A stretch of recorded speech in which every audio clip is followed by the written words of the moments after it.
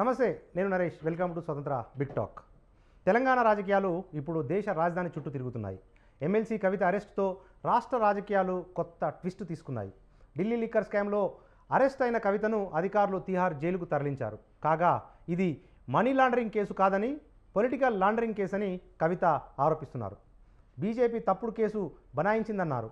కాగా కవిత ఆరోపణల్ని బీజేపీ నేతలు తప్పుపడుతున్నారు. తప్పు చేస్తే అరెస్ట్ చేయరా అని ఎదురు ప్రశ్నిస్తున్నారు. ఈ నేపథ్యంలో BRS working president KTR Telangana కాంగ్రెస్పై కీలక వ్యాఖ్యలు చేశారు. ప్రధాని మోదీని రాహుల్ గాంధీ చౌకీదార్ అంటుంటే రేవంత్ రెడ్డి మాత్రం బడేబాయ్ అంటున్నారని విమర్శించారు. పార్లమెంటు ఎన్నికల తర్వాత రేవంత్ రెడ్డి మరో ఏక్నాథ్ షిండే అవుతారని, బీజేపీ గూటికి చేరతారని ఆరోపించారు. మొత్తానికి ఎవరికి దగ్గరో, ఎవరిపై ఎవరు కక్ష సాధింపుకు పాల్పడుతున్నారో, ఎవరు ఎటువైపు చేరుతారో అనే అంశాలు ఇప్పుడు తెలంగాణ రాజకీయాల్లో చర్చనీయాంశంగా మారాయి.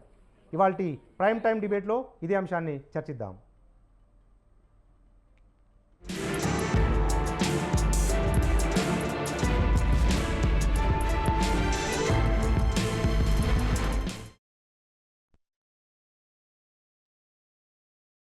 రైట్, ఇదే అంశానికి సంబంధించిన చర్చను ప్రారంభిద్దాం. మనతో పాటు మన స్టూడియోలో ప్రముఖ రాజకీయ విశ్లేషకులు డాక్టర్ తాటికేల జయరాం గారు ఉన్నారు. వారితో పాటు టీపీసీసీ ప్రధాన కార్యదర్శి డాక్టర్ చరణ్ కౌశిక్ యాదవ్ గారు కూడా మన స్టూడియోలో మనకు అందుబాటులో ఉన్నారు. వీరితో పాటు బీఆర్ఎస్ రాష్ట్ర నాయకులు కొట్టపాటి నరసింహనాయుడు గారు కూడా మనకు లైవ్లో అందుబాటులో ఉన్నారు. అందరికీ వెల్కమ్. మొదట మనం తాటికేల జయరాం గారి దగ్గరికి వెళ్దాం. ప్రముఖ రాజకీయ విశ్లేషకులు జయరాం గారు, నమస్తే అండి.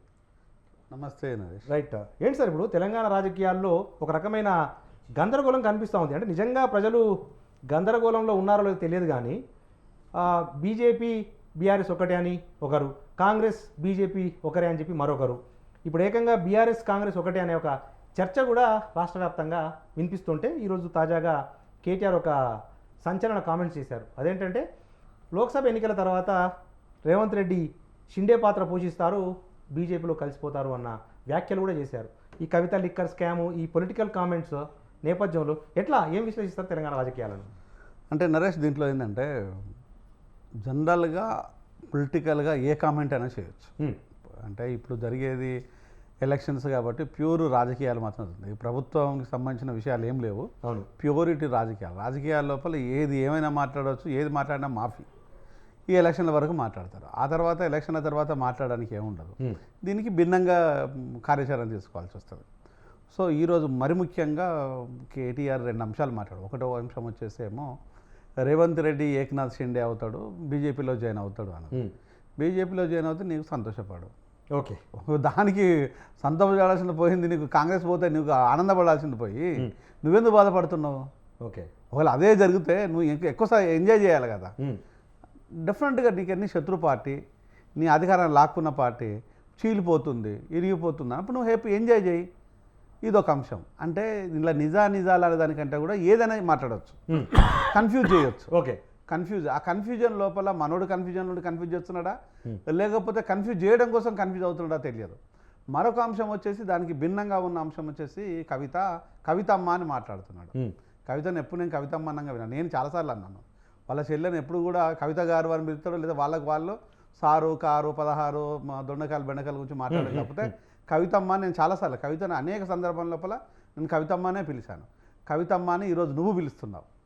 ఈరోజు కవితమ్మ ఈరోజు జైలుకు పోవడం అనే విషయానికి పోతే అమాయకురాలు అన్నావు. అమాయకురాలే. సో లిక్కరు దందా చేసింది, అమాయకత్వంతో చేసింది. ఎందుకంటే ఏ ఆడపిల్ల చేయని పని చేసింది, అమాయకంగానే చేసింది. జైలుకు పోవడం, తెలంగాణ ఆడపిల్ల ఎవరు ఈ దందాలు చేసి జైలుకు పోలేదు. ఓకే, ఇదొక రకమైన అమాయకత్వంతోనే జైలుకు పోయింది. ఈరోజు ఈడీ కస్టడీ నుంచి తిహార్ జైలుకు పోయింది. అమాయకత్వంతోనే ఈరోజు రాజకీయ అంశాలను రాజకీయ అరంగేట్రం చేసిన కవిత ఈరోజు తిహార్ జైల్లో కూడా అక్కడ కాలు మోపింది. ఓకే, సో అక్కడ కూడా బతుకమ్మ ఆడితే చాలా బాగుంటుంది. రైట్. సో అంటే ఇక్కడ ఈ అంశాలన్నింటినీ ఏం చెప్పాలనుకున్నాడు కేటీఆర్కు చెప్పాలనుకున్న విషయాన్ని మర్చిపోయి తనకు అనవసరమైన విషయాలు మాట్లాడుతాడు. ఇప్పుడు మాట్లాడాల్సిన విషయాలు ఏంటంటే బీఆర్ఎస్ చేయాల్సిన కార్యాచరణ, బీఆర్ఎస్ కావాల్సిన ఒక సూటి విధానము, కాంగ్రెస్ చేసిన ఇబ్బందులు, బీజేపీ పెట్టిన ఇంకొక అంశాలు, ప్రజల అంశాలు మాట్లాడతలేడు. ప్రజలకు నష్టాల గురించి మాట్లాడతలేడు. వీళ్ళ చెల్లె చాలా ఇన్నోసెంటు, కాంగ్రెస్ కూలిపోతుంది. ఈ రెండింటికి ఎక్కడ సంబంధం లేని విషయాలు, రైట్. సంబంధం లేని విషయాలను స్క్రీన్ మీద పెట్టేసి ఈయన కన్ఫ్యూజన్లో ఉండేసి దీన్ని ప్రజలు ఎవడైనా నమ్ముతారంటే ఎవడు నమ్మడు. మెడ మీద తలకాయ ఉన్నాడు ఏ ఒక్కరు నమ్మడు, ఈయన నమ్మడు. ఒకవేళ అదే కనుక జరిగినట్టు అయితే నువ్వు ఎంజాయ్ చేయాల్సింది పోయి, నువ్వు నిజంగా కనుక హ్యాపీగా ఫీల్ అవ్వాల్సింది పోయి, ఈరోజు నువ్వు ఇంకా వాళ్ళని ప్రొటెక్ట్ చేస్తూ మాట్లాడుతున్నావు. ఈరోజు బీఆర్ఎస్ వచ్చి కాంగ్రెస్తో ఏమైనా ఒప్పందం చేసుకుందా అని బీజేపీ అంటది. అంటే ఆ ఒప్పందాలను ఒకరిని ఒకరు ప్రొటెక్ట్ చేసుకోవడం కోసము ఈరోజు ఎవరైనా మనం చాలా క్లియర్గా చెప్పాలంటే బీఆర్ఎస్కు బీజేపీకి ఒప్పందం ఉందన్న విషయాన్ని మేము చాలా సందర్భాల్లో చెప్పాం. ఇప్పుడు కూడా కవితది ఈ జైలు యాత్ర అనేది ఇది జైలు యాత్ర ఏం కాదు, జస్ట్ ఒకవేళ కనుక ఓటును చీల్చే ప్రోగ్రాము, బీఆర్ఎస్కు పడాల్సిన ఓటు బీజేపీకి టర్న్ చేసే భాగం లోపల కవితను జైలుకు పంపించారే తప్ప ఈరోజు కాంగ్రెస్కు ఓటు వచ్చినా రాకున్నా మాకు వచ్చే నష్టం లేదు. ఎందుకంటే మేము కాంగ్రెస్ నాయకులం కాదు, ఈరోజు ప్రజలలో ఉండే వ్యక్తులం. నువ్వు ఈ విధంగా టర్న్ చేసి ఇప్పుడు కూడా బానిసలాగా మాట్లాడు. మొన్న బాధ్యత లేకుండా మాట్లాడను, ఇప్పుడు బానిసలాగా మాట్లాడుతాను. What is the difference between both sides? Right. మనతో పాటు డాక్టర్ చరణ్ కౌశిక్ యాదవ్ గారు ఉన్నారు, టీపీసీసీ ప్రధాన కార్యదర్శి. చరణ్ కౌశిక్ యాదవ్ నమస్తే. నమస్తే. రైట్. ఏంటి ఇప్పుడు పదే ముఖ్యమంత్రి గారు పీసీసీ అధ్యక్షుడి మీద పదే బీఆర్ఎస్ ఆరోపణలు చేస్తూ ఉంది. సరే, ప్రత్యర్థి కాబట్టి ఆరోపణలు చేస్తారు, కానీ కేంద్ర ప్రభుత్వాన్ని కాంగ్రెస్ పార్టీ టార్గెట్ చేయట్లేదు. మరీ ముఖ్యంగా ఇండియా కూటమిలో ఉన్న అరవింద్ కేజ్రీవాల్ కాంగ్రెస్ వెనుకేసుకొస్తుంది, అదే కేసులో ఉన్న కవిత గారిని మాత్రం విమర్శలు చేస్తూ ఉంది. ఏంటి ద్వంద్వ నీతి అనేది ప్రధాన ప్రశ్న. అంటే ప్రధానంగా ఇప్పుడు చూస్తూ ఉన్నారు, ఫోన్ ట్యాపింగ్ ఇష్యూని డైవర్ట్ చేయడానికి మాత్రమే కేటీఆర్ గారు కావచ్చు, హరీష్ రావు గారు కాంగ్రెస్ పార్టీ మీద నిందలేసే ప్రయత్నం. ఇప్పుడు రేవంత్ రెడ్డి గారు కాంగ్రెస్ పార్టీలోనే ముఖ్యమంత్రిగా ఉన్నాడు. ఈసారి కాంగ్రెస్ పార్టీ చీల్చాల్సిన అవసరం ఏమొచ్చింది? ఇప్పుడు కాంగ్రెస్ పార్టీని చీల్చి భారతీయ జనతా పార్టీకి పోవాల్సిన అవసరం ఏమొచ్చింది? ఇక్కడ ముఖ్యమంత్రిగా ఉన్నాడు. చాలా మంది బీఆర్ఎస్ పార్టీ నాయకులు కాంగ్రెస్ పార్టీ రావడానికి సిద్ధంగా ఉన్నారు. 26 మంది పైచీలకు వస్తానికి సిద్ధంగా ఉన్నారు.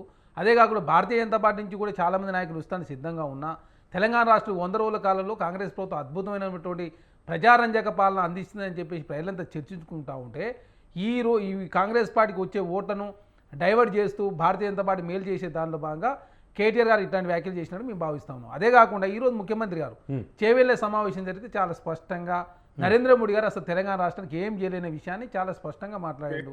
ఎంఎంటీఎస్ తెలంగాణకు వికారాబాద్కే లేదు, అదేవిధంగా బుల్లెట్ ట్రైన్ గుజరాత్ తీసుకుపోయిండు, అదేవిధంగా మూసీ నదిని బాగు చేయలేదు, అక్కడటువంటి నదిని బాగు చేసిన విషయాన్ని చాలా స్పష్టంగా ముఖ్యమంత్రి గారు మాట్లాడి ప్రతిసారి ముఖ్యమంత్రి గారు మాట్లాడుతూనే ఉన్నారు. తెలంగాణ రాష్ట్రం భారతీయ జనతా పార్టీ మేము మాట్లాడేదే కాంగ్రెస్ పార్టీ, ఇప్పుడు కాదు, మేము అధికారం రాకముందు కూడా మాట్లాడినాం. ఇప్పుడు వారు బీఆర్ఎస్ పార్టీ నాయకులు ఏదో కాంగ్రెస్ పార్టీ మీద మాట్లాడే తప్ప అసలు భారతీయ జనతా పార్టీ గురించి మాట్లాడుతున్నా కేసీఆర్ గారు కవిత గారి అరెస్ట్ మీద ఇతరు మాట్లాడలేదు, ఖండించలేదంటే స్పష్టంగా అర్థమవుతా ఉంది.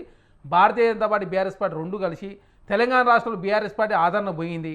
కవిత గారి అరెస్ట్ రూపంలో బీఆర్ఎస్ పార్టీకి ఓట్లు వేసే పరిస్థితి లేదు కాబట్టి కాంగ్రెస్ పార్టీ ఓట్లను కొంత జీల్చి భారతీయ జనతా పార్టీ మేలు చేసే దానిలో భాగంగా BRS party Bharatiya Janata party రెండు ఒకటే కవిత గారు అరెస్ట్ చేసినట్టు చాలా స్పష్టంగా కనబడతా ఉంది.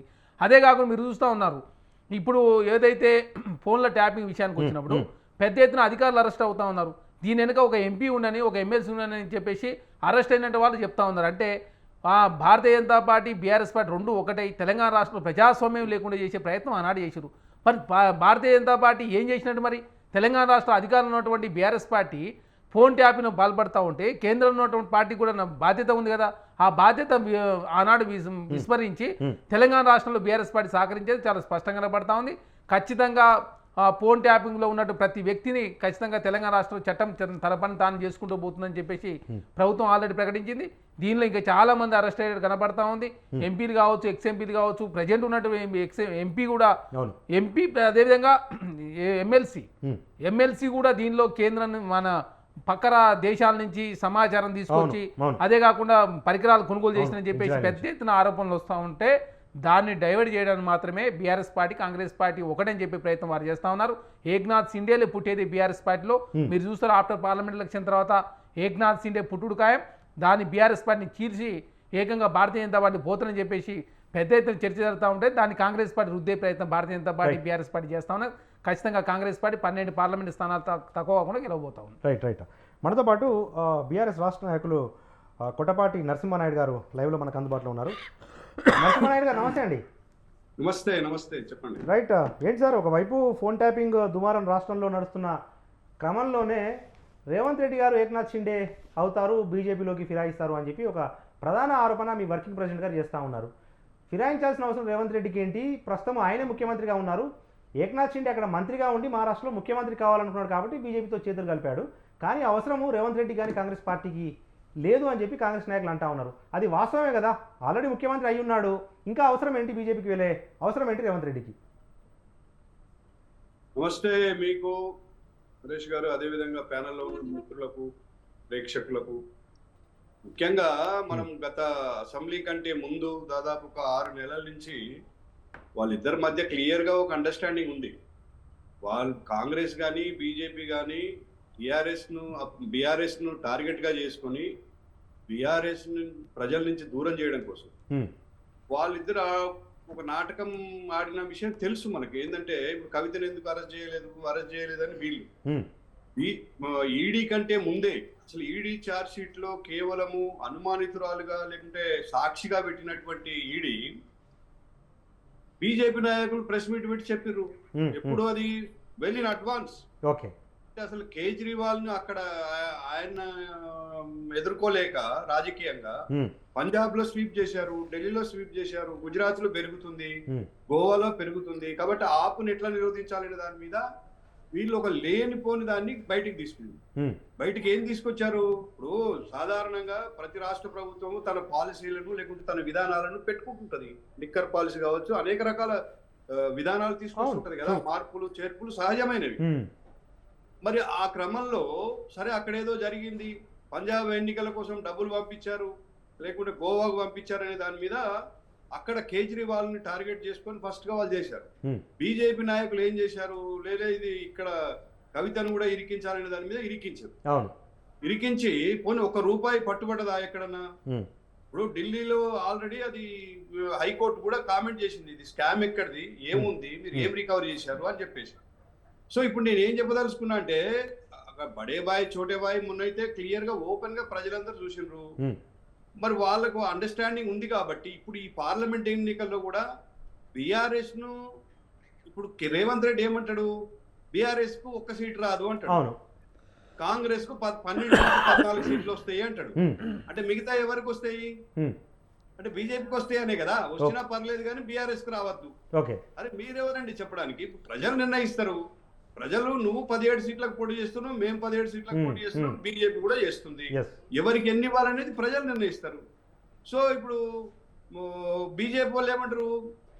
మేము 10-12 టార్గెట్ పెట్టుకొని మిగతా కాంగ్రెస్ గెలిచినా పర్వాలేదు అనే దాని మీద వాళ్ళు ఈ విధంగా నాటకాలు ఆడుతున్నారు. ఇప్పుడు మేము వీళ్ళిద్దరి బండారాన్ని బయట పెట్టాలి కదా. ఇప్పుడు ఇదే కాంగ్రెస్ పార్టీ మరి కవితను అరెస్ట్ చేయలేదని గతంలో గోలగోల చేసింది. ప్రజల్లోకి కన్ఫ్యూజ్ క్రియేట్ చేసింది ప్రజల్లో. మేము మరి బీజేపీ ఒకటే అని చెప్పేసి తీసుకొచ్చారు. దానివల్ల కొన్ని వర్గాలు మాకు దూరం అయినాయి. సో ఇప్పుడు దాన్ని మరింతగా తీరా ఆమెను మొన్న అరెస్ట్ చేస్తే దాన్ని ఖండించాలి కదా. దాన్ని ఖండించకుండా ఇది రాజకీయ స్టంటు, ఇప్పుడు ఎన్నికల ముందు చేస్తున్నారు అనేది కాంగ్రెస్ వాదన తీసుకొచ్చింది, కొత్త వాదన. అంతకు ముందు మరి ద్వంద్వ వైఖరి ఎందుకండి మీకు? కేజ్రీవాల్ అరెస్ట్ ఏమో ఖండిస్తారు. ఇప్పుడు రేపు నిరసన దీక్ష చేయబోతున్నారు రామ్లీలా మైదానంలో 31. మరి కవిత అరెస్ట్ ఎందుకు ఖండించారు అవుట్ రైట్ గా? ఇప్పుడు ఆ స్కామే. ఇప్పుడు కేజ్రీవాల్ ను మీరు సమర్థిస్తున్నారంటే అది స్కామ్ కాదని మీరు ఒప్పుకున్నట్టు. మీ కేంద్ర నాయకత్వం ఒప్పుకుంటుంది. ఇక్కడ కాంగ్రెస్ నాయకులు కూడా అదే మాట్లాడతారు. అంటే అదే దాంట్లో ఇది స్కామ్ అని చెప్పేసి అటు బీజేపీ ఇటు కాంగ్రెస్ ముప్పేట దాడి చేసి ఒక ఆడబిడ్డను తీసుకుపోయి జైల్లో పెడతారు. Right sir, right. ఇప్పుడు ఎమ్మెల్సీ కవిత గారు తిహార్ జైల్లోకి వెళ్ళారు. అదంతా బాగానే ఉంది కానీ ఒకటే కేసు సార్. జనరల్గా ఒక లేమన్ కన్ఫ్యూజన్ ఏంటంటే ఢిల్లీ లిక్కర్ కేసుకు సంబంధించి ఒకటే కేసు, కానీ కాంగ్రెస్ పార్టీ జాతీయ స్థాయిలో కేజ్రీవాల్ను సపోర్ట్ చేస్తూ కవిత అరెస్ట్ను సంబరాలు చేసుకుంటే ఏంటి ఒక కన్ఫ్యూజన్ కనిపించట్లేదా కాంగ్రెస్ పార్టీలో? కేజ్రీవాల్ని సపోర్ట్ చేస్తూ కవితను రైట్. డెఫినెట్గా దీంట్లో మనం కొంచెం క్లియర్గానే జనానికి కూడా కొంచెం క్లారిటీ అంటే ఇది కేసు అనేది 100% ట్రూ అనేది బీజేపీ చెప్తుంది. ఈడీ కూడా దాన్నే ఎస్టాబ్లిష్ చేస్తుంది. ఈడీ ఎస్టాబ్లిష్ చేస్తూనే సేమ్ టైం వచ్చేసి కవితను అరెస్ట్ చేశారు. కవితను అరెస్ట్ చేసిన తర్వాత కేజ్రీవాల్ని అరెస్ట్ చేశారు. అంటే కవిత ఇచ్చిన స్టేట్మెంట్ను ఆధారంతోనే కేజ్రీవాల్తోని కొంత గ్రౌండ్ రియాలిటీని తీసుకుని ఉంటారు. అంటే కవిత స్టేట్మెంట్ లేకుండా కేజ్రీవాల్ని అంత టైట్ చేయడం స్కోప్ లేదు. ఈవెన్ ఎలక్షన్ బిఫోర్కు ఎట్లాగైనా చేస్తారు. ఇప్పుడు ఈమె తర్వాత నెక్స్ట్ ఆయన్నే చేశారు. ఇక్కడ జరుగుతున్నది ఏంటంటే కవితను అరెస్ట్ చేసిన తర్వాత కేజ్రీవాల్ ఎలా నిర్దోషి అవుతాడు అనేది బీఆర్ఎస్ పార్టీ వాదిస్తున్నది. అవును. సో కాంగ్రెస్ చెప్తున్నది ఏంటంటే ఈయన అంత లేడు అనేది కాంగ్రెస్ చెప్తున్నది. కేజ్రీవాల్ స్కామ్లో లేడు, ఇండియా కూటమిలో ఉన్నాడు. ఇండియా కూటమిలో ఉన్నాడు కాబట్టి ఈయన నిర్దోషి. ఎస్, అక్కడ ఇండియా కూటమిలో మరి కవిత కూడా ఉంటే నిర్దోషమో మరి ఒకసారి కాంగ్రెస్ చెప్పాల్సి వస్తుంది. ఇది కన్ఫ్యూజ్ స్టేటస్. ఓకే. అంటే ఒకసారి మనకు సీఎం రమేష్, సృజనా చౌదరి తెలుగుదేశం పార్టీలో ఉందని నేరస్తులాగా అవును. ఒక్కసారి బీజేపీలోకి రాగానే వాళ్ళు బాప్తీసం తీసుకోగానే వాళ్ళు చాలా మంది వాళ్ళను సింపుల్గా స్కామ్, ఆర్జుడు అశోక్ చౌహాన్ కానీ, coal scam king pin Madhu కూడా కానీ బీజేపీ టికెట్ ఇచ్చింది అనేక వ్యక్తులు. సో వీళ్ళు ఇప్పుడు స్టేటస్ కో మెయింటైన్ చేస్తున్నారు. అంటే దీన్ని ఎప్పుడు కూడా రాజకీయాల లోపల ద్వంద్వ వైఖరి, ఎవరు చేసినా తప్పే. ఇది కాంగ్రెస్ చేసిందా, బీజేపీ చేసిందా, బీఆర్ఎస్ చేసిందా అనేది కాదు, కానీ ఒకే స్కామ్ లోపల ఇద్దరు నేరస్తులుగా, అనుమానితులుగా, నిందితులుగా ఉన్నట్టు అవుతే వాళ్ళు ఒకరు దోషెట్లు అవుతారు, ఇంకొకరు నిర్దోషెట్లు అవుతారు అనేది జెన్యూన్ క్వశ్చన్. అలా డౌటే లేదు. ఆ జెన్యూన్ క్వశ్చన్ ఇప్పుడు కన్ఫ్యూజన్లో ఉన్నది కాంగ్రెస్. ఇక్కడ ఇందులో ఇండియా కూటమిలో మనం అర్థం చేసుకుందంటే రాజకీయాల లోపల ఇండియా కూటమిలో కనుక కవిత ఉంటే ఇక్కడ ఈమెను కూడా వీళ్ళు సపోర్ట్ చేసేవాళ్ళేమో. మరి ఇండియా కూటమిలో బీఆర్ఎస్ లేదు కాబట్టి, బీఆర్ఎస్ ఇండియా కూటమిలో ఉన్నది, తర్వాత వెనక్కి వచ్చేసి వీళ్ళు మోడీ కూటమిలోకి వెళ్ళిపోయిండ్రు. ఓకే. ఈ రోజు కూడా మరి ఇంత చేసినా కూడా ఇక్కడ జరుగుతున్న విషయం ఏంటంటే ఇంత చేసినా కూడా బీఆర్ఎస్ చెప్పాల్సింది ఏంటంటే ఇండియా కూటమిలో ఉంటే అన్న చెప్పాలని అడిగితే మళ్ళీ నువ్వు మోడీ కూటమిలో ఉంటారా అనే విషయం బయటకు వస్తుంది. కాబట్టి వీళ్ళు ఏదో దొంగలో తటస్థము ఆ కూటమి కాదు, ఈ కూటమి కాదు, మాదే ఒక పెద్ద కూటమి అంటున్నారు కదా బీఆర్ఎస్ వాళ్ళు అని అనుకుంటున్నారు. ఎప్పుడు మొదటి నుంచి వాళ్ళకు ఉన్న ఫీలింగ్ అదే, మేము మాత్రమే ఒక కూటమి, మాది మాత్రం దేశకీ నేత, ఈ దేశకీ నేత మేము మాత్రం చేస్తాం అనేది ఈ డ్రామా అంతా జరిగింది. ఈ డ్రామాని ఎవరు నమ్మలేదు. బీఆర్ఎస్ వాళ్ళకే చాలా పెద్ద డౌట్లు. నాతో చాలా మంది అన్నారు, అన్న 100 కోట్లు ఖర్చు చేస్తున్నా కూడా అంత రెస్పాన్స్ లేదన్నది. మనం కూడా చాలా సందర్భాల్లో మాట్లాడుకున్నాం, ఎక్కడ చూసినా కూడా అంత రెస్పాన్స్ ఏం లేదని. అంటే ఇవి ఎప్పుడు కూడా రాజకీయాలు వాళ్ళ అవసరాలకు, అక్కర్లకు బంధాలు, సంబంధాలు మారిపోతూ ఉంటాయి. అంటే శాశ్వతమైన మిత్రుడు కానీ, శాశ్వతమైన శత్రుడు కానీ రాజకీయాలలో ఉండరు అనేదాన్ని ఇది ఎగ్జాంపుల్ చూసి చెప్పచ్చు. అంటే శాశ్వతంగా ఏ మిత్రుడు ఉండడు, శాశ్వత శత్రువులు కూడా ఉండరు. ప్రయోజనాలే అంటే ఓన్లీ పర్సనల్ ప్రయోజనాలు, పార్టీ ప్రయోజనాలు, ఓన్లీ మనకు పద్ధతి ప్రకారంగా మన ప్రయోజనాలు నెరవేరాలి తప్ప. అంటే ఈ నిన్నగాక మొన్న ఇప్పుడు వచ్చిన ఏ ఎమ్మెల్యేలు కాంగ్రెస్కి వచ్చిన వాళ్ళం కూడా ఎందుకు చేరినవయ్యా మొన్నటిదాకా బీఆర్ఎస్లు ఉన్నంటే నా కాన్స్టిట్యున్సీ ప్రయోజనాల కోసం ఉంటాయి. కాన్స్టిట్యున్సీలో ప్రయోజనాలు ఏం మారవు, ఈయన ప్రయోజనాలు చాలా ఉంటాయి అక్కడ. అంటే ఇవన్నీ తెలిసిన విషయాలే, రాజకీయాల్లో ఏం కొత్త విషయాలు ఏం కాదు. కానీ చెప్పడానికి కొంచెం విడ్డూరంగా వినిపించినా కూడా ఈరోజు దీన్ని కాంగ్రెస్ కొంచెము ఇబ్బందికరమైన పరిణామాలు అనేది కంపల్సరీ ఇది కనిపిస్తూ ఉంటుంది. దీన్ని ఎట్లా ఓవర్కమ్ చేయాలి నిజంగా కనుక ఉండాలి. అలాగని ఇప్పుడు కూడా మీకు కేటీఆర్ ఏం చెప్తున్నాడంటే అమాయకురాలు అంటున్నాడు కానీ మా చెల్లెలది ఇన్వాల్వ్మెంట్ లేదన్నట్లేదు. అమాయకురాలు మేము కూడా అంటున్నాం. ఆడపిల్ల డిఫరెంట్గా అమాయకంగానే ఇంత క్రైమ్ చేసిందంతా అమాయకత్వంతోనే చేసింది. కళ్ళు కనిపించకుండా ఒక అమాయక అనేది ఎవరైనా నమ్ముతారు. నేను చేసినా కాబట్టి అందరు నమ్ముతారు. నేను సీఎం కూతున్నా కాబట్టి నేను చెప్పింది వేదము, నేను ఎంపీగా ఉన్నా నేస్తున్నారు, ఎమ్మెల్సీ ఉన్నా అంటే ఇంతటి అమాయకత్వం రాజకీయాలలో సరైన విధానం కాదు. అదే కష్టం నుంచి నష్టం నుంచి వచ్చిన వ్యక్తులు ఎవరంటే ఇంత అమాయకంగా ఉండరు. నేను చిన్నప్పటి నుంచి స్టూడెంట్ లీడర్గా ఉన్నాను. అక్కడ నుంచి నేను మెడిసిన్ చదివినప్పటి నుంచి ఆ తర్వాత అప్పటి నుంచి ఇప్పటి వరకు కూడా ఒక అలర్ట్ పొలిటికల్ అంటే ఈ రైట్ పాలిటిక్స్ కాకుండా, ఈ లెఫ్ట్ పాలిటిక్స్ కాకుండా విద్యార్థి దశ నుంచి ఒక సామాజికమైన అవగాహన అయితే ఉంది కదా. అలాంటి తప్పులు మనం చేయం. ఆల్కహాల్ విషయం లోపల ఇంత అమాయకంగా ఇంత పెద్ద అంటే సార్ పదే మేము మోడీని వ్యతిరేకిస్తున్నాము, మోడీ విధానాలను దేశవ్యాప్తంగా వ్యతిరేకిస్తున్నాం కాబట్టి పర్సనల్గా విపక్షాలను ఏ రకంగా అయితే టార్గెట్ చేసి జైల్లో వేస్తున్నారో హేమంత్ సోరెన్ కానీ కేజ్రీవాల్ కానీ అదే రకంగా కవితను కూడా వేశారు. కవిత అసలు ఎటువంటి తప్పు చేయలేదు, ఇప్పటివరకు ఎక్కడ కూడా ఆధారాలు బయటపెట్టలేకపోయింది ప్రాసిక్యూషన్ అనేది వాళ్ళ ప్రధాన ఆర్గ్యుమెంట్.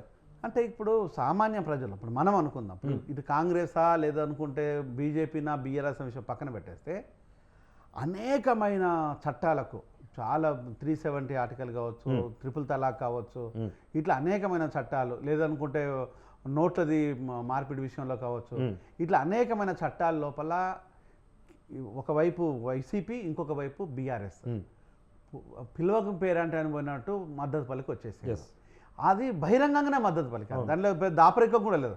ఇంత బహిరంగంగా మద్దతు పలికిన తర్వాత మీ బిడ్డని తీసుకొచ్చి వాళ్ళు జైల్లో పెడతారంటే ఎవరు నమ్ముతారు? ఇది బిడ్డని జైల్లో పెట్టడమా, రెప్యుటేషన్ పెంచడమా? ఓకే, అంటే ఇది ఓన్లీ పర్సనల్ రెప్యుటేషన్ తగ్గుతుంది కాబట్టి, గ్రాఫ్ పడిపోతుంది కాబట్టి రేపు ఈ రోజు వరకు కూడా కేసీఆర్ గారు చివాకులు అవాకులు పేలే కేసీఆర్ గారు కన్న కూతురు నీకు ఇష్టమైన కూతురు, ఎవరికైనా ఆడపిల్ల, నా కూతురు నాకు కూడా ఇష్టమే ఉంటుంది, కన్న కూతురు నీకు ఇష్టమైన కూతురు, నీ కూతురు జైల్లోకి పోతే అది అవునో కాదో అనేది చెప్పడానికి ప్రెస్ మీట్ పెట్టడానికి ప్రెస్ మీట్ పెడితే దీని ఇంపాక్ట్ తగ్గుతుందని రేపు ప్రజల మధ్యకు పోయి నా బిడ్డను ఆడబిడ్డను అరెస్ట్ చేసిండ్రు, మీ బిడ్డ నా బిడ్డ కాదు మీ బిడ్డ అని ఒక డ్రామా ప్లే చేస్తుంటారు. ఈ బిడ్డ ఏ బిడ్డ కాదు, ఈ బిడ్డ ఆల్కహాల్ బిడ్డ. ఈ ఆల్కహాల్ బిడ్డను తీసుకొచ్చేసి తెలంగాణ బిడ్డ కింద కలపడం స్ట్రైట్గా నేను చెప్తున్నాను. ఇక్కడ ఇంకోటి వచ్చేసి ఈమె ఇంకొక స్టేట్మెంట్ కూడా వచ్చింది, నేను చాలా కడిగిన ముత్యం లాగా తిరిగి వస్తున్నా.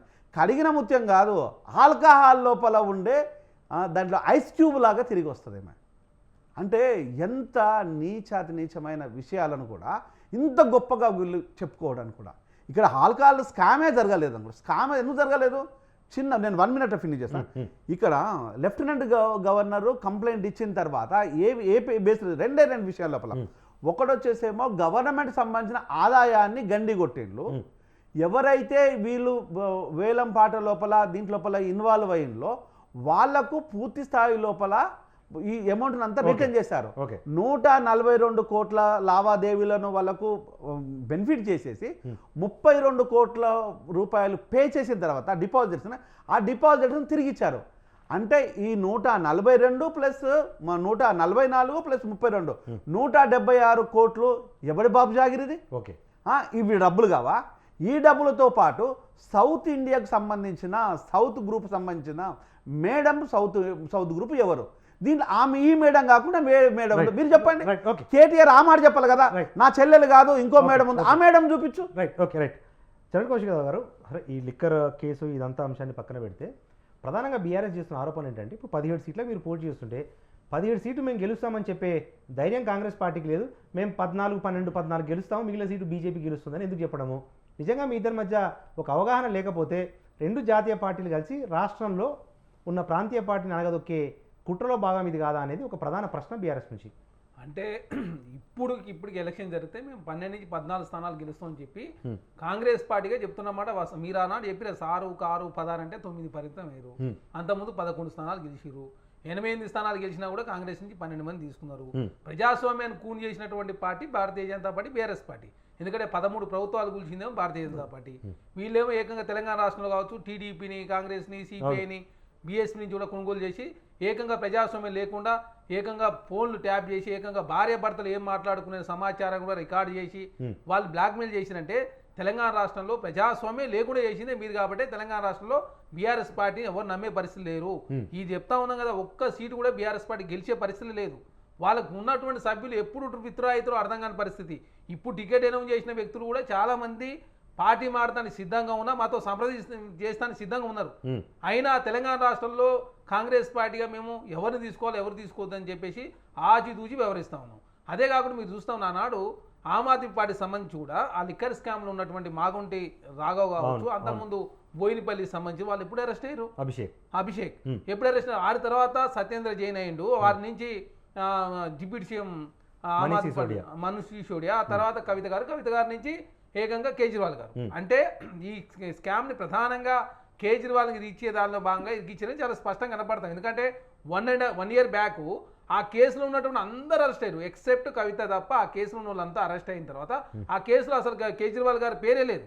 తర్వాత కవిత గారిని ఎప్పుడైతే అరెస్ట్ చేసారో అరెస్ట్ చేసిన తర్వాత వారి నుంచి వాంగ్మూల్యం తీసుకొని ఏకంగా ఆమ్ ఆద్మీ పార్టీ కేజ్రీవాల్ గారు కాంగ్రెస్ పార్టీతో కలిసి పోతా ఉన్నాడు. దాంతో ప్రధానంగా భారతీయ జనతా పార్టీ ఇండియా కూటమి నష్టం జరుగుతూ ఉంది. కాబట్టి కాంగ్రెస్ పార్టీ ఆల్రెడీ ఢిల్లీలో కాంగ్రెస్ పార్టీ ఆమ్ ఆద్మీ పార్టీకి ఒప్పందం జరిగింది. హర్యానాలో కావచ్చు, గుజరాత్లో, గోవాలో, అదేవిధంగా హిమాచల్ ప్రదేశ్లో కాంగ్రెస్ పార్టీకి ఆమ్ ఆద్మీ పార్టీకి ఒప్పందం జరిగింది. అదేవిధంగా పంజాబ్లో వేరువేరుగా పోటీ చేయాలని నిర్ణయానికి రావడంతో ప్రధానంగా భారతీయ జనతా పార్టీ నష్టం జరుగుతుంది. కాబట్టి ఎట్టి పరిస్థితుల్లో కేజ్రీవాల్ని అరెస్ట్ చేయాలని చెప్పేసి దానిలో భాగంగా BRS party Bharatiya Janata party సహకరించింది కాబట్టి కాంగ్రెస్ పార్టీగా ఇండియా కూటమిగా మేము వ్యతిరేకించిన మాట వాస్తవం. అదే కాకుండా కవిత గారు ఎప్పుడూ అరెస్ట్ కావాల్సి ఉండే, ఎందుకంటే దాదాపు 9 సంవత్సరాల కాలం పాటు అన్ని బిల్లులకు మద్దతు ఇచ్చింది వారే. వైఎస్ఆర్సీపీ కావచ్చు, ఆంధ్ర రాష్ట్రంలో, తెలంగాణ రాష్ట్రంలో బీఆర్ఎస్ పార్టీ. ఆ వైఎస్ఆర్సీపీ సంబంధించి మాగుంట రాఘవ సంబంధించినటువంటి వారి ఫాదర్ ఆల్రెడీ అక్కడ ఎంపీగా ఉన్నారు, తెలంగాణ రాష్ట్రంలో కవిత గారు ఎమ్మెల్సీగా ఉన్నారు.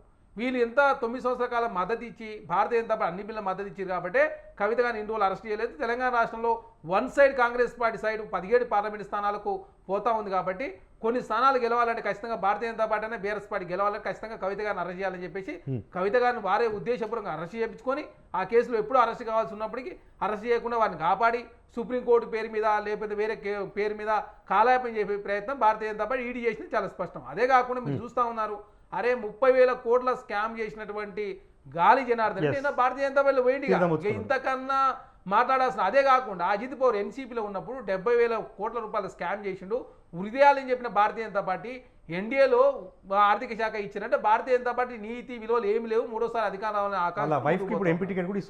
అదే కాకుండా మీరు చూస్తూ ఉన్నారు, మీరు తమిళనాడులో దినాకరన్ పార్టీతో పొత్తు పెట్టుకున్నారు, పంజాబీలో అకాలీతో పెట్టుకున్నారు, ఆంధ్ర రాష్ట్రం పోతే జనసేన టీడీపీ, అదే కాకుండా దేశంలో ఏ రాష్ట్రం పోతే ఆ రాష్ట్రంలో ఎన్సీపీ తోటి, శివసేన తోటి మహారాష్ట్రలో, అదేవిధంగా జేడీయూ తోటి, జేడీఎస్ తోటి కర్ణాటకలో, జేడీ తోటి బీహార్లో చిన్న చితక పార్టీతో పొత్తు పెట్టుకొని ఇక నిన్న టీడీపీ వాళ్ళు మాట్లాడుతూ ఉన్నారు 17 పార్లమెంట్ స్థానాలు ఎన్డీఏలో ఉన్నటువంటి పార్టీగా మేమే భారతీయ జనతా పార్టీ తర్వాత ఎక్కువ స్థానాలు పోటీ చేస్తుంది మేమని చెప్పేసి దాన్ని కూడా డమాచారం చేసుకునే ప్రయత్నం. ఆంధ్ర రాష్ట్రంలో డబుల్ ఇంజన్ సర్కార్ అంటే భారతీయ జనతా పార్టీ అంటే బాబు, జగన్, పవన్ అందరు వారితో ఉన్నారు. మేము దేశంలో జాతీయ స్థాయిలో కాంగ్రెస్ పార్టీ బలంగా ఇండియా కూటమి భారతీయ జనతా పార్టీ ఢీకొంటుంది కాబట్టి ఇండియాని విస్తరించుకునే ప్రయత్నం వారు చేసిరు. దానిలో భాగంగా ఆమ్ ఆద్మీ పార్టీ కాంగ్రెస్ పార్టీతో ఉంది కాబట్టి భయపెట్టించాలనే ఉద్దేశంతో కేజ్రీవాల్ గారు అరెస్ట్ చేశారు. అదే కాకుండా మీరు చూసిరు మమతా బెనర్జీ గారికి మీద ఈడీ కేసు అయింది, అదేవిధంగా స్టాలిన్ గారి మీద ఈడీ కేసు అయింది, సోనియా గాంధీ గారి మీదకి ఈడీ వచ్చింది, అదే రాహుల్ గాంధీ గారికి మీద ఈడీ వచ్చింది, ఎన్సీపీ చంద్రబాబు పవార్ గారి మీద ఈడీ వచ్చింది. ఈ దేశంలో అన్ని ప్రతిపక్ష పార్టీని ఈడీ పోతుంది కానీ అసౌద్దీన్ ఓవైసీ మీద కానీ కేసీఆర్ గారి మీద కానీ ఇంతవరకు ఈడీ సిబిఐ పోలే, ఎందుకంటే వారు భారతీయ జనతా పార్టీ సహకరిస్తా ఉన్నారు కాబట్టి ఇప్పుడు ఈడీ ఇన్కమ్ ట్యాక్స్ పోలేదు, చాలా స్పష్టంగా కనపడతా ఉంది. కాబట్టి ప్రతిసారి 1,00,000 కోట్ల స్కామ్ చేస్తుందని చెప్తున్నటువంటి నరేంద్ర మోడీ, అమిత్ షా గారు ఏనాడు కూడా కేసీఆర్ గారి ఫ్యామిలీ మీద పోకుండా తెలంగాణ రాష్ట్రంలో కాంగ్రెస్ పార్టీ లేకుండా చేసే ప్రయత్నం వారు చేస్తూ కాంగ్రెస్ పార్టీ తెలంగాణ రాష్ట్రం ఉండొద్దు, కాంగ్రెస్ పార్టీ 17 పార్లమెంట్ స్థానం గెలవద్దనే ఒక దురుద్దేశంతో మాత్రమే కవిత గారిని అరెస్ట్ చేసి, ఎప్పుడూ అరెస్ట్ కావాల్సిన కవిత గారిని అరెస్ట్ చేసి ఇప్పుడు అరెస్ట్ చేసి కేజ్రీవాల్ గారిని వారి ద్వారా అరెస్టు దానిలోకి ఆ కేసులోకి బలవంతం నెట్టే ప్రయత్నం జరిగింది. కాబట్టి కాంగ్రెస్ పార్టీగా మేము ఖండించిన మాట వాస్తవం. రైట్. మనతో పాటు బీఆర్ఎస్ రాష్ట్ర నాయకులు కొట్టపాటి నరసింహానాయుడు గారు ఉన్నారు. నరసింహానాయుడు గారు, సరే ఈ రాజకీయ అంశాలను కాస్త పక్కన పెడితే ఈ ఫోన్ ట్యాపింగ్ అంశం అనేది బీఆర్ఎస్ మెడకు చుట్టుకుంటుంది కదా, నిజంగా ఇది అనైతికము, అన్యాయం కదా, గోప్యత హక్కుకు భంగం వాటిల్లేనే కదా, ఎందుకు చేయాల్సి వచ్చింది? అసలు బీఆర్ఎస్ వైఖరి ఏంటి? ఎక్కడా కూడా నాయకులు ఫోన్ ట్యాపింగ్ విషయంలో వైఖరి స్పష్టం చేయట్లేదు. ఏంటి మీ పార్టీ ఏం చేసింది? ఇప్పుడు వాళ్ళు ఏంటంటే ఇప్పుడు ఫోన్ ట్యాపింగే కాకుండా మనం గమనిస్తే అనేక మంది మీద అనేక రకాల కేసులు బనాయిస్తున్నారు. ఒకరు భూ కబ్జా చేశారని, ఒకరు ఇల్లు కబ్జా చేశారని, ఒకరు ఫోన్ ట్యాపింగ్ చేయించారని, ఇట్లా రకరకాలుగా మనం చూస్తున్నాము. దాంట్లో భాగమే ఇది. ఇప్పుడు ఏదైనా ప్రభుత్వం ఎక్కడన్నా ఆదేశాలు ఇచ్చి లేకుంటే జీవో ఇచ్చి మీరు ఫలానా వాళ్ళవి ట్యాప్ చేయమంటే చేస్తే దానికి బాధ్యులు అవుతారు మంత్రులు కానీ, లేకపోతే నాయకులు కానీ, లేకుంటే ముఖ్యమంత్రి కానీ. ఇప్పుడు అధికారుల స్థాయిలో జరిగిందనేది ఇప్పుడు ఆరోపణ, వాళ్ళని అరెస్ట్ చేశారు, ఎంక్వైరీ దశలో ఉంది. అది ఇప్పుడు కోర్టులో ఉంది కాబట్టి అది సబ్జుడిస్, ఎవరు కూడా నిర్ధారించి దానికి ఎట్లా మాట్లాడతాం చెప్పండి? జడ్జిమెంట్ ఇవ్వడానికి మనమేమరమి? కరెక్టే. ఇప్పుడు ఇతర విషయాల్లో ఇప్పుడు కరెక్టే, ఇప్పుడు విచారణ చేయండి, విచారణ చేసి పూర్తి వివరాలు మీరు బయట పెట్టండి. అంతేగాని ఊరికే బట్టగాసి మీదేసి ఇదంతా కూడా దీని వెనకంతా కూడా బీఆర్ఎస్ నాయకులు ఉన్నారు ఈ విధంగా ఏదైతే భ్రమలు ఏదైతే అబద్ధాలను ప్రచారం చేస్తున్నారో దాన్ని మేము ఖండిస్తున్నాం. మీరు నిజంగా బాధ్యులైతే చర్య తీసుకోండి. ఎవరైతే దాని ఆధారాలు ఉంటే డెఫినెట్ గా రేపు కోర్టు కూడా శిక్షిస్తుంది. బాధ్యులైతే మా వాళ్ళు కూడా బాధ్యత వహిస్తారు. ఇప్పుడు ఎవరు చేశారని ఏదైనా ఒక పేరు బయటకు వచ్చిందా? ఇప్పుడు మాకేం అవసరము? ఇప్పుడు ఎస్ఐబి అని ఏదైతే స్పెషల్ ఇన్వెస్టిగేషన్ బ్రాంచ్ ఉందో అది ఈ రోజు కొత్తగా మేము ప్రారంభించింది కాదు కదా. గతంలో అనేక ప్రభుత్వాల ద్వారా ఉన్నాయి.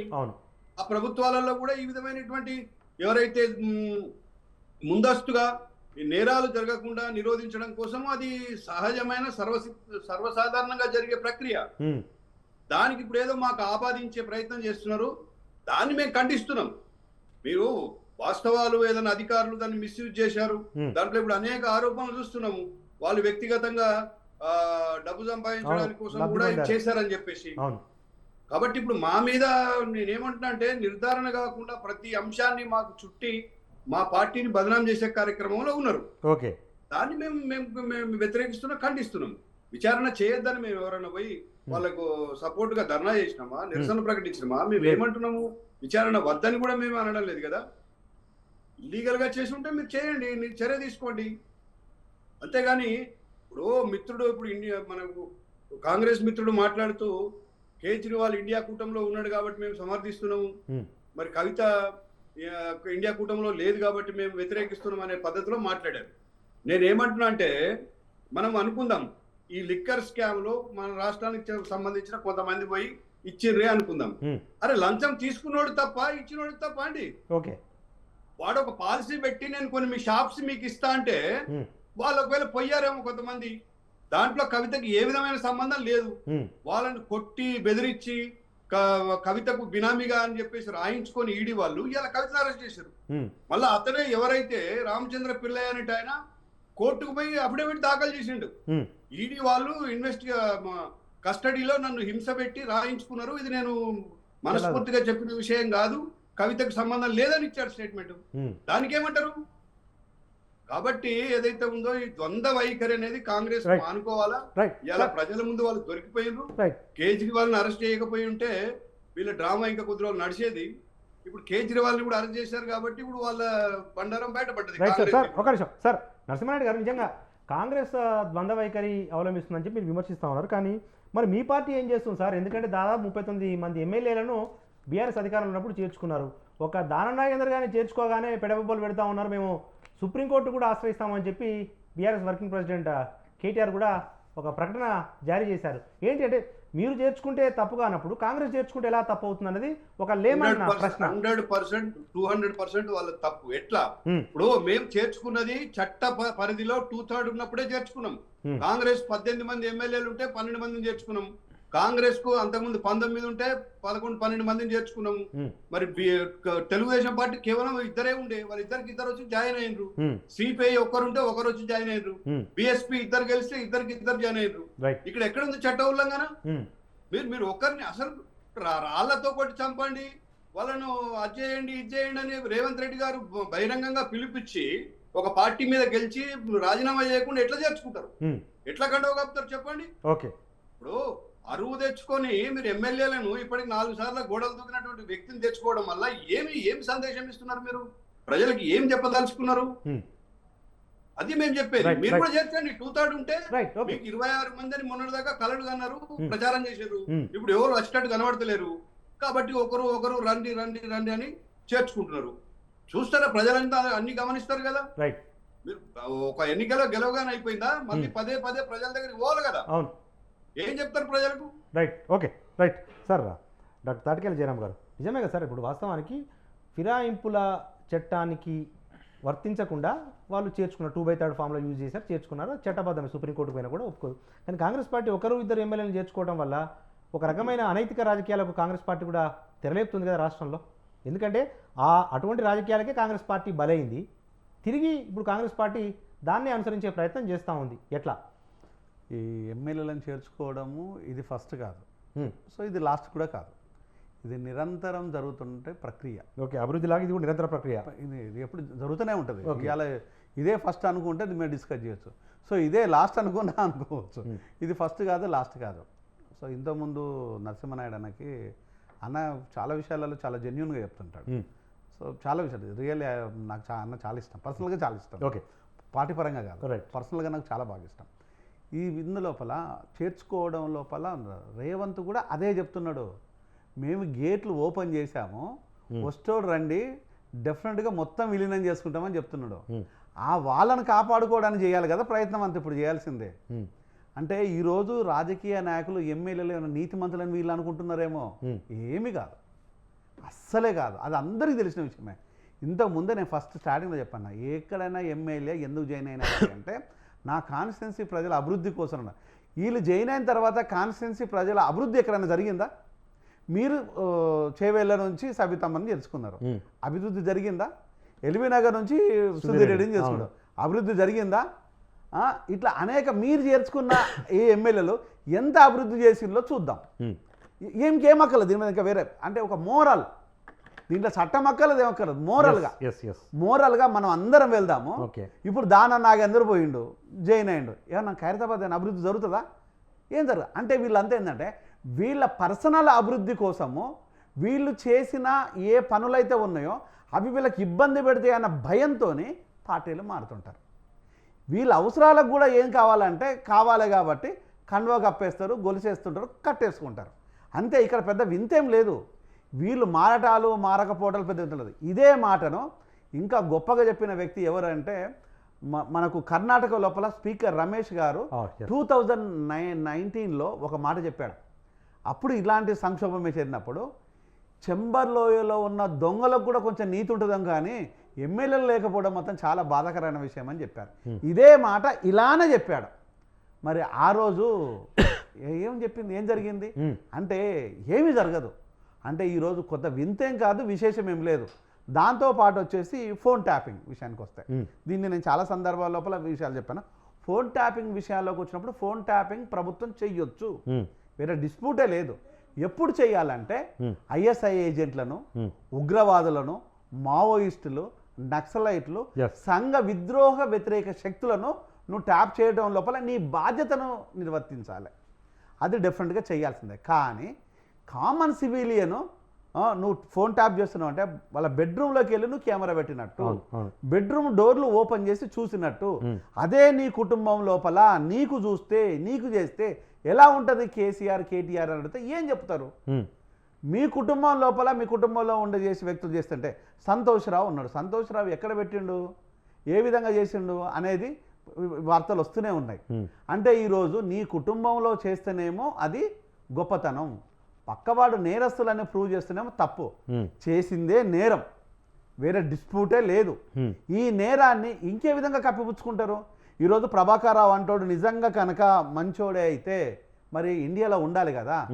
ప్రభాకర్ రావుతో పాటు అడిషనల్ ఎస్పీలు 2 పారిపోయింది. అవును, ఈ అంతా రావులే, సంతోష్ రావు, ప్రభాకర్ రావు, భుజంగరావు, ఈ రావు, ఆ రావు, ప్రణీత్ రావు, ఈ రావుల దాంట్లో అయ్యుండొచ్చు కదా. రావులు అనేది ఏమన్నా ప్రీ ప్లాన్ ఏమన్నా ఉండుంటుందా? ఎస్, అది కూడా చెప్తాను నేను ఇప్పుడు. కాదంటే కేటీఆర్కు దమ్ముంటే కేసు పెట్టమని చెప్తాను నేను, సిన్సియర్గా నేనే చెప్తాను. నీకు ఇప్పటికైనా బ్రెయిన్ ఏమైనా ఉంటే నీ దొబ్బకపోతే కేసు పెట్టు. వచ్చేసి దాంట్లో తిరుపతి అన్న ఒక్కడు బోయ కులానికి చెందినవాడు, తిరుపతి అన్న ఒక్కడే బోయ, మిగతా వాళ్ళంతా రావులే. ఈ రావులతోని సాఫ్ట్వేర్ ఇంజనీర్లను ఒక టీంని తయారు చేసుకొని దగ్గర 200కు పైసలకు నువ్వు హైదరాబాద్లో పెట్టి వాళ్ళకు మంత్లీ పేమెంట్స్ ఇచ్చుకుంటూ నువ్వు వాళ్ళని చేసుకుంటూ చేసింది ఇది వాస్తవం కాదా? కాదు అంటే ఒకసారి చేపించు. ఇదే స్టేట్ గవర్నమెంట్ దగ్గర పోయి నువ్వు నేను ఇద్దరం పోదాము, నీ మీద నా మీద ఒక సిట్ వేపిద్దాం. ఇది కాదు, అవును అని నేను చెప్తున్నాను, కాదు అని ఒక కేసు పెట్టు. రేవంత్ దగ్గరికి పోదాం, చలో మా ఇద్దరి మీద ఎంక్వైరీ చేయమని చెప్తాం. అందులో ఉన్న మొత్తం వెల్మ కులమే. దాని ప్రయారిటీ ఏంటంటే కులం వెలమై ఉండాలి. ఓన్లీ కులం వెలమైన సిగ్గు లేకుండా కులం వెలమ అనే పేరు ఉంటే సరిపోతుంది. దాన్ని నువ్వు పెట్టేసి ఫోన్ ట్రాపింగ్లో పెట్టావు. ఇట్లా 200కు పైచీలకు ఇంజనీర్లు ఇన్వాల్వ్ అయింది. దీనికి హెడ్ ఆఫీస్ ఎక్కడంటే అమెరికాలో పెట్టి నడిపించుకుంటూ దీంతో పాటు వచ్చేసి ధరణి పోర్టల్ ఎక్కడ ఉండాలి, కీ ఎవరి చేతిలో ఉండాలి, ఎక్కడి నుంచి ఆపరేట్ అవుతుంది, దాని పిన్ పాయింట్ లొకేషన్ తీద్దామా? నేను చెప్పేది అబద్ధమే అనుకుంటూ తీద్దామా? అంటే ఈరోజు నీకు దమ్ము ధైర్యం ఏదన్నా లేదంటే ఏది లేదు. నువ్వు చేసే ప్రతి తప్పు ఈరోజు బయటపడుతుంది. ఇంకోటి కన్నారావు అంటాడు, 1 నంబర్ దొంగ, 2 నంబర్ బద్మాష్. వాడొచ్చేసి నీ కల్వకుంట్ల పేరు చెప్పేసి, నీ కల్వకుంట్లోడే కదా, ఇంక పక్కోడు కాదు కదా.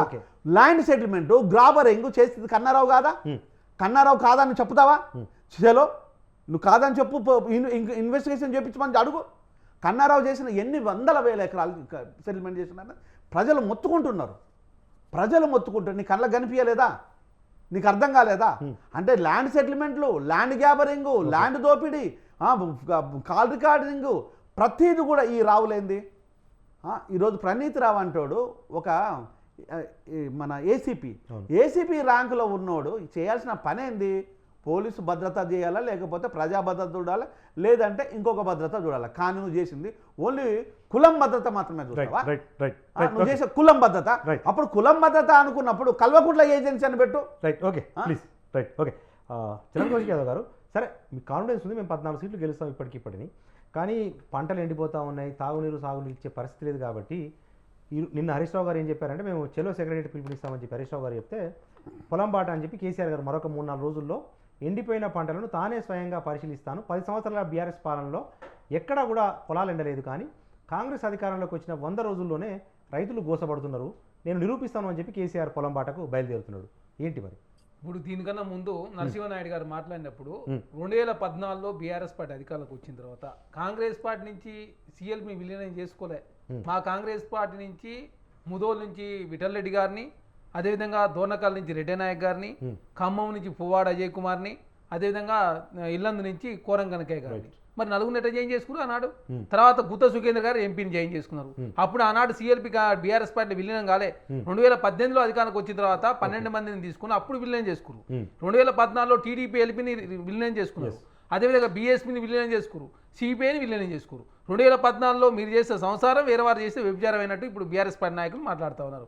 అదే కాకుండా ఇప్పుడు కాంగ్రెస్ పార్టీ సంబంధించి తను దాననాయంద్ర గారు వస్తే కాంగ్రెస్ పార్టీ నుంచి వారు ఎంపీ పోటీ చేస్తూ ఉన్నారు. రేపు పరిస్థితిని బట్టి నిర్ణయం తీసుకుంటారు కాంగ్రెస్ పార్టీ కూడా. మేము ప్రజాస్వామ్యం బతుకుండాలని చెప్పి కోరుకుంటా ఉన్నాం, ప్రజాస్వామ్యం విలువలు ఉండాలని చెప్పి కోరుకుంటా ఉన్నాం, ప్రతిపక్ష పార్టీలు అసెంబ్లీ రావాలని కోరుకుంటా ఉన్నాం, ప్రతిపక్ష పార్టీలు మాట్లాడాలని చెప్పి మేము కోరుకుంటా ఉన్నాం. ఎక్కడ కూడా మైకులు కట్ చేసే సంస్కృతి కానీ, అదేవిధంగా పత్రికల్లో వార్తలు రాయొద్దని కానీ, టీవీలో వాస్తవాలు ప్రచారం చేద్దని మేము ఎక్కడ కోరుకోవడం లేదు. తెలంగాణ రాష్ట్రంలో అస్తిత్వం ఉండాలా, ప్రజాస్వామ్యం ఉండాలా, విలువలతో కూడిన రాజకీయాలు ఉండాలని చెప్పి కోరుకుంటా ఉన్నాం. కాబట్టి తెలంగాణ రాష్ట్రంలో కాంగ్రెస్ పార్టీ ఇప్పటి వరకు చాలా మంది నాయకులు వస్తాను రెడీగా ఉన్నా కూడా మేము కాంగ్రెస్ పార్టీగా తీసుకోలేదు. అదే కాకుండా ఇప్పుడు కరువు వచ్చిందంటాం. కరువు ఏమన్నా మేము 3 నెలల్లో తీసుకొచ్చినాం? కరువు ఏమన్నా కరెంటు మేము 3 నెలల్లో తీసేసినాం? ఏమన్నా మీరు చేసినటువంటి దుర్మార్గాల మూలంగా ఈనాడు తెలంగాణ రాష్ట్రం 12వ రోజు నుంచి ఆర్బీఐ మీద ఓడి మీద ఆధారపడి బతికి పరిస్థితిలో తెలంగాణ రాష్ట్రం ఉంది. తెలంగాణ రాష్ట్రంలో ప్రభుత్వం ఆర్థిక సంక్షోభం ఉంది. 7 లక్షల కోట్ల రూపాయలు అప్పు చేసి ప్రతి నెల 7,000 కోట్ల రూపాయలు అప్పుకు వడ్డీ కట్టే పరిస్థితిలో తెలంగాణ రాష్ట్రం దివాలా తీసింది. ఈనాడు మీరు ఇంత సంక్షోభాన్ని క్రియేట్ చేసి తెలంగాణ రాష్ట్రంలో మీరేదో తెలంగాణ ఉద్ధరిస్తే తెలంగాణ కాంగ్రెస్ పార్టీ వచ్చేది ఏది ఏకంగా కరువు తెచ్చినట్టు, కరెంటు కష్టాలు తెచ్చినట్టు, రైతులకు మేమే నష్టం చేసినట్టు బీఆర్ఎస్ పార్టీ ప్రచారం చేస్తూ ఉంది. కానీ ఎవరు కూడా విశ్వాసంలో తీసుకోవడం లేదు. ఎందుకంటే కాంగ్రెస్ పార్టీ అధికారంలోకి వచ్చిన తర్వాత వాస్తవ విషయాలు ప్రజలు వివరిస్తూ ఉన్నాం. ప్రజలంతా కూడా కాంగ్రెస్ పార్టీ చెప్పినట్టు 6 గ్యారెంటీల్లో దాదాపు అన్ని గ్యారెంటీలు కాంగ్రెస్ ప్రభుత్వం అమలు చేసింది. తెలంగాణ రాష్ట్రంలో ప్రజారాజ్యక పాలన ప్రభుత్వం అమలు చేస్తూ ఉంది. అదే కాకుండా ప్రజల వద్దకి నేరుగా పోయి ప్రభుత్వ సంక్షేమ కార్యక్రమాలు అందిస్తూ ఉంది. దానిలో భాగంగా తెలంగాణ రాష్ట్రంలో కాంగ్రెస్ పార్టీ ఇచ్చినట్టు గ్యారెంటీలు దాదాపు 417లో 161 గ్యారెంటీలు ఆల్రెడీ అమలు చేసినాం.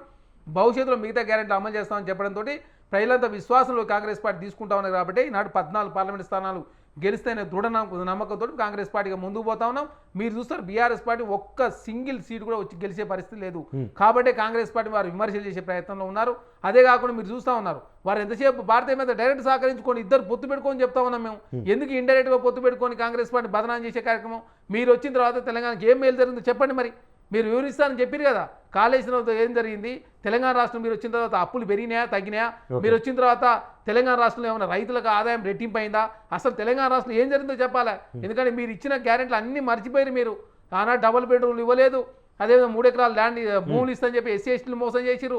యాదవులు 2వ విడత గొర్రెలు ఇవ్వలేదు, మహిళలకు రుణమాఫీ చేస్తామని రుణమాఫీ చేయలేదు, 7 లక్షల డబుల్ బెడ్రూమ్ కట్టిస్తామని చెప్పి 1,00,000 డబుల్ బెడ్రూమ్లు ఇచ్చారు. మీరు 1200 తర్వాత పోడు భూముల సమస్య పరిష్కారం కాలే, తెలంగాణ రాష్ట్రం ప్రజాస్వామ్యం లేకుండా చేసిరు. ఇప్పటివరకు ప్రతిపక్ష నేతగా ఉండి అసెంబ్లీకి రమ్మంటే అసెంబ్లీ రాకుండా నల్గొండ సభ పోతాడు. అంటే తెలంగాణ రాష్ట్రంలో ఎంతసేపు ఓట్లు వేయించుకోవాలనే ఒక నమ్మకంతో ప్రజలను 3ను డైవర్ట్ చేసిన దానిలో భాగంగా BRS party Bharatiya Janata party ఒకటే తెలంగాణ రాష్ట్రంలో కాంగ్రెస్ పార్టీకి అత్యధిక పార్లమెంట్ స్థానాలు గెలవబోతా ఉంది.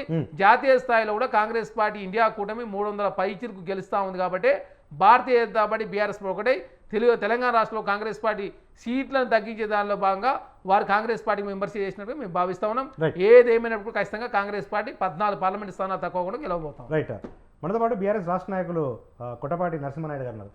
నరసింహనాయుడు గారు, అదేదో తెలంగాణలో బీఆర్ఎస్ కాంగ్రెస్ మధ్య ఏదో పాలి పంచాయతీ లాగా పరస్పరం విమర్శించుకుంటా ఉన్నారు, వ్యక్తిగతంగా విమర్శించుకుంటా ఉన్నారు. కానీ కేంద్ర ప్రభుత్వానికి సంబంధించి బీఆర్ఎస్ కూడా విమర్శలు చేయట్లేదు కదా. అంటే కేంద్రం నుంచి రావాల్సిన హక్కుల విషయంలో కానీ అధికారంలో ఉన్నప్పుడు మీరు ప్రశ్నించారు, కానీ ప్రతిపక్షంలో కూర్చున్న తర్వాత ఎందుకు మరి కేంద్ర ప్రభుత్వాన్ని విమర్శించట్లేదు? దేశవ్యాప్తంగా కేంద్ర ప్రభుత్వము ఒక నియంతలాగా వ్యవహరిస్తుంది అని చెప్పి గతంలో మాట్లాడిన బీఆర్ఎస్ ఇప్పుడు ఎందుకు తన విమర్శలను కేవలం కాంగ్రెస్ ప్రభుత్వానికే పరిమితం చేసిందనేది ప్రశ్న. ఇప్పుడు వాళ్ళకు ఇప్పుడు కడుపు నొప్పి ఉంటే ఒక అఖిలపక్ష సమావేశం పెట్టమనండి, ఢిల్లీకి ఒక అఖిలపక్ష బృందాన్ని తీసుకెళ్ళమనండి, మేము రాకపోతే మమ్మల్ని బదనాం చేయాలి. మేము అడగకపోవడం ఏందండి? గత 2-3 సంవత్సరాలుగా కేంద్ర ప్రభుత్వం చూపిస్తున్నటువంటి వివక్ష మీద తెలంగాణకు ఏదైతే రావాల్సినటువంటి విభజన హామీలు కానీ లేకపోతే జాతీయ ప్రాజెక్టుల విషయంలో కానీ అనేక విషయాలలో మేము పోరాటం చేసినాం. ఆ రోజు కాంగ్రెస్ ఎక్కడుంది? మరి కాంగ్రెస్ ప్రతిపక్షంలో ఉండి కేవలం మమ్మల్ని టార్గెట్ చేసుకొని మమ్మల్ని బదనాం చేస్తూ వాళ్ళు పబ్బం గడుపుకున్నారు. మరి ఇవాళ మేము రావడం లేదని ఇప్పుడు కాంగ్రెస్ అడగడం లేదు, మీరు అడుగుతున్నారు. వాస్తవానికి కాంగ్రెస్ ని అడగమనండి, మేము కలిసి వస్తామా రామా తెలుస్తుంది. నేను అడిగే ప్రశ్న కాంగ్రెస్ తో కలిసి కదా సార్. అధికారంలో ఉన్నప్పుడు స్వయంగా అప్పటి ముఖ్యమంత్రి కేసీఆర్ గారు ప్రెస్ మీట్లు పెట్టి కేంద్రం నుంచి మనకి నిధులు రావాలి, ఈ ఫెడరల్ స్ఫూర్తిని కేంద్రం దెబ్బతీస్తుంది అని విమర్శలు చేసిన బీఆర్ఎస్ అధినేత ఇప్పుడు అంటే ఈ గత 100 రోజులుగా కేవలం కాంగ్రెస్ అంటే తెలంగాణ రాష్ట్రంలో కాంగ్రెస్ ప్రభుత్వం ఉంది కాబట్టి మీరు టార్గెట్ చేస్తూ ఉన్నారు. అందులో ఎటువంటి కన్ఫ్యూజన్ లేదు, ఇబ్బంది లేదు. కానీ ఒక జాతీయ పార్టీకి ఎదగాలనుకున్నారు, దేశ్కి నేతగా కావాలనుకున్న వాళ్ళు ఎందుకు బీజేపీని పెద్దగా పట్టించుకోవట్లేదు మీరు? ఎందుకంటే కేంద్రంలో బీజేపీ అధికారంలో ఉంది కదా అనేది నా ప్రశ్న. మేము బీజేపీని మేము బీజేపీ తప్పు చేస్తే బీజేపీని విమర్శిస్తాము, కాంగ్రెస్ తప్పు చేస్తే కాంగ్రెస్ ని కూడా విమర్శిస్తాము. ఇప్పుడు మిత్రుడు మాట్లాడుతూ ఇప్పుడు ఏదో మేమే కరువు తీసుకొచ్చినట్టుగా బీఆర్ఎస్ పార్టీ వాళ్ళు బదనాం చేస్తున్నారు, అది ఇది అని మాట్లాడుతున్నారు. నేను ఏమంటున్నా అంటే ఉన్న నీటిని కనీసం ఇప్పుడు పంటలు వేశారు, కనీసం ఇప్పుడు ఎస్ఆర్ఎస్పి నుంచి ఒక 4-5 టీఎంసీ నీళ్లు అటు వరద కాలువలో వదలడం వల్ల అక్కడ సూర్యాపేట దాకా కూడా వేసిన పంటలు ఎండిపోయే పరిస్థితి ఉండదు. కానీ దాన్ని వాళ్ళు పట్టించుకోవడం లేదు. అదే విధంగా ఇప్పుడు కాళేశ్వరంలో అది మొత్తం కాళేశ్వరం ప్రాజెక్టులో 300 పిల్లర్లు, సరే ఒక 3-4 పిల్లర్లు కుంగినాయి. ఇప్పుడు దాని మీద బాధ్యులు ఎవరో తేల్చడానికి చట్టం ఉంది, ఎంక్వైరీ కమిషను, సరే ఒక జడ్జిని కూడా వేశారు, అది తేల్చనివ్వండి. కానీ ముందు మీరు రిపేరింగ్ మొదలు పెట్టాలి కదా. దాన్ని కనీసము ఇప్పుడు ఈ సమ్మర్ అయిపోయే లోపు రిపేర్ చేస్తే దానికి ఆల్టర్నేటివ్గా ఏదైనా దానికి కాపర్ డ్యామ్ అంటారా ఏదో ఒకటి చేసి కనీసం వచ్చే వర్షాకాలం నుంచి దాన్ని ఉపయోగించుకునే ప్రయత్నం చేస్తారనేది మా ఆరోపణ. కాబట్టి వాళ్ళు రాజకీయం చేస్తున్నారు, దాన్ని అట్లే ఉంచి చూసిరా కేసీఆర్ కూలిపోయే ప్రాజెక్ట్ కట్టిండు, ఇప్పుడు ఒకవేళ నీళ్ళు నింపితే రేపు కూలిపోద్ది. మేము ఏమంటున్నాము, జరిగింది పొరపాటు, దానికి బాధ్యులు ఎవరో తేల్చండి. ఇప్పుడు ప్రభుత్వంలో ఉన్న వాళ్ళే అన్ని చేయరు కదండి, కింద ఇంజనీర్లు ఉంటారు, ప్లానింగ్ ఇస్తారు, దానికి కాంట్రాక్టర్ బాధ్యత వహిస్తాడు. ఇప్పుడు ఇచ్చినటువంటి డిజైన్లో లోపం ఉందా, కాంట్రాక్టర్లో లోపం ఉందా తేలుస్తుంది, తేల్చనివ్వండి. ఇప్పుడు రెండు వేరే వేరే కదా అంశాలు, కానీ దాన్ని ఉపయోగించుకోవడం కోసం ఏమి చర్యలు చేస్తారనేది మా ఆరోపణ. ఓకే, కాబట్టి ప్రజలు కష్టాల్లో ఉన్నారు, మా పంటలు ఎండిపోతున్నాయి, రైతులు అక్కడక్కడ ఆత్మహత్యలు చేసుకుంటున్నారు, అవి లేవనెత్తకూడదా? మేము ప్రతిపక్షంగా మా బాధ్యత మేము నిర్వర్తిస్తున్నాము, మీరు ఎందుకు భుజాలు తడుపుకుంటున్నారు? మీరు సమాధానం చెప్పండి. మీరు 161 గ్యారెంటీలు చేసామంటారు, ఎక్కడ చేశారో చెప్పమానండి. 161 గ్యారెంటీలు అయిపోతే డిసెంబర్ 9వ తారీఖు నాడే 2 లక్షల రుణమాఫీ చేస్తున్నారు, అయిపోయిందా? రైతు భరోసా అన్నారు మీరు, మేము రైతు బంధు ఇచ్చేది ఇప్పటికి మీరు ఇంకా సగం మందికి కూడా ఇవ్వలేదు. మరి రైతు బీమా ఎటుపోయిందో, మరి దళిత బంధు మేము 10 లక్షలు అంటే మీరు 12 లక్షలు ఇస్తామన్నారు. అంతకుముందు శాంక్షన్ అయిన వాళ్ళవి కూడా మీరు పెండింగ్ లో పెట్టి ఇవ్వకుండా మరి అవి క్యాన్సిల్ చేసినామంటున్నారు. అనేక డెవలప్మెంట్ యాక్టివిటీస్ ఎస్డిఎఫ్ కింద మేము మంజూరు చేసినటువంటి అన్ని కూడా రద్దు చేశారు. ఏం చేస్తున్నట్టు చెప్పండి? 100 రోజుల్లో కేవలం ఒక 3-4 అంశాలు మాత్రమే, బస్సులు ఉన్నాయి కాబట్టి ఆల్రెడీ ఉన్న బస్సులు మీరు ఎక్కండి అని చెప్పేసి ఒకటి ఫ్రీ బస్ ఇచ్చారు, సరే సిలిండర్ ఇస్తామంటారు, ఇంకా అది ఇప్పటికే ఇప్పుడు మొదలైంది. మిగతా ఏమి ఇచ్చారు? ఇప్పుడు 2500 రూపాయలు ఇచ్చారా ప్రతి మహిళకు? పోనీ పెన్షన్ 4000 చేస్తామన్నారు, 2000ని 4000 చేశారా?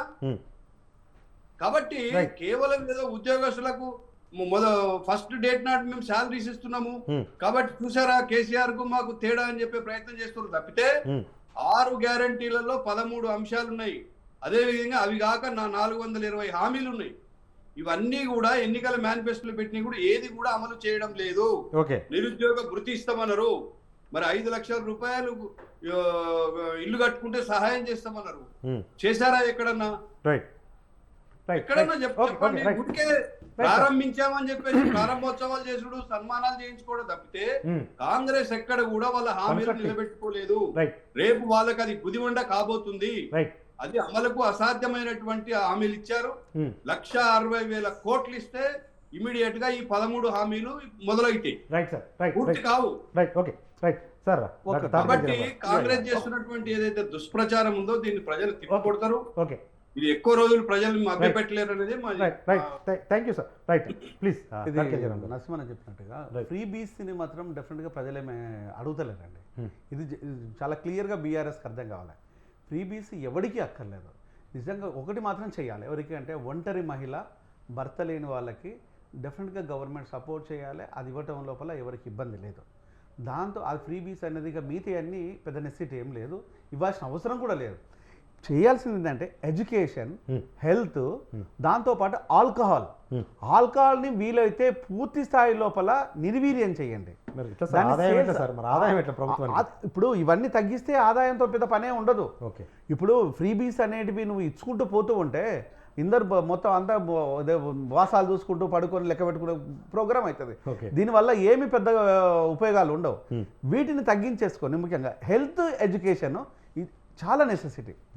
మనిషి సంపాదన లోపల 50% నుంచి 60% వరకు పర్ యానం ఇన్కమ్ చూస్తుంటే హెల్త్, ఎడ్యుకేషన్ మీద ఎక్కువ ఖర్చులు ఉంటాయి. ఇది కనుక గవర్నమెంట్ ఉచితంగా ఇవ్వగలిగితే, క్వాలిటీ ఎడ్యుకేషన్, క్వాలిటీ హెల్త్ కనుక మీరు ఇవ్వగలిగితే మిగతాది ఏది అక్కర్లేదు. ఇక 60 ఇయర్స్ క్రాస్ అయిపోయిన తర్వాత వాళ్ళకి కానీ, లేకపోతే ఒంటరి మహిళలకు కానీ, భర్త చనిపోయిన ఒంటరి మహిళలకు కానీ డెఫినెట్గా ప్రభుత్వం సపోర్ట్ చేయాలి. అది సపోర్ట్ చేయండి. ఇవే కీలకమైన విషయాలు తప్పితే మిగతాది ఏది కూడా కీలకమని నేను అనుకోవటం లేదు. దీని మీద నేను ఒక ప్రోగ్రామ్ తయారు చేస్తున్నాను. విత్ ఇన్ షార్ట్ పీరియడ్ లోపల రేవంత్ కదా నేను పవర్ పాయింట్ ప్రజెంటేషన్ ఇవ్వడానికి ప్రిపేర్ అవుతున్నాను. ఎందుకంటే these are very much important. ఇది కనుక చేయలేకపోతే ఇంతకుముందు వెనిజులా నగరం ఎంత హయ్యెస్ట్ పొజిషన్లో ఉండి ఇప్పుడు ఎంత దీన స్థితిలో ఉందో, తినడానికి బ్రెడ్ కోసం ప్రాస్టిట్యూషన్ చేస్తున్నారు అక్కడ ఆడపిల్లలు. అలాంటి పరిస్థితి భారతదేశంలో రాకూడదంటే ఇవి తగ్గించాల్సిందే. డిస్ప్యూట్ లేదు. దళిత్ అనే ప్రోగ్రాము ఒక చీటింగ్ ప్రోగ్రామ్. అది ప్రధానంగా దళిత్ కాన్సెప్ట్ అనేది తీసుకొచ్చేది డబ్బులు ఇవ్వమని కాదు. ఇవి డెవలప్ చేయండి, ఆటోమేటిక్గా దళిత్ మిగతా వర్గాలు డెఫినెట్గా డెవలప్ అవుతాయి. ఇది డెవలప్ కాకుండా మీరు ఏది ఇచ్చినా కూడా మోసపూరితమైన ఇవ్వడాలు తప్ప దీనికి ఎవరికి ఉపయోగాలు లేవు. రైట్ చివరిగా మనతో పాటు డాక్టర్ కౌశిక్ యాదవ్ గారు ఉన్నారు. చిరణ్ కౌశిక్ యాదవ్ గారు, ఏంటంటే ఇప్పుడు ఏ ఎజెండా మీద లోక్సభ ఎన్నికలకు సంబంధించి ఏ ఎజెండాతో పోతున్నారు?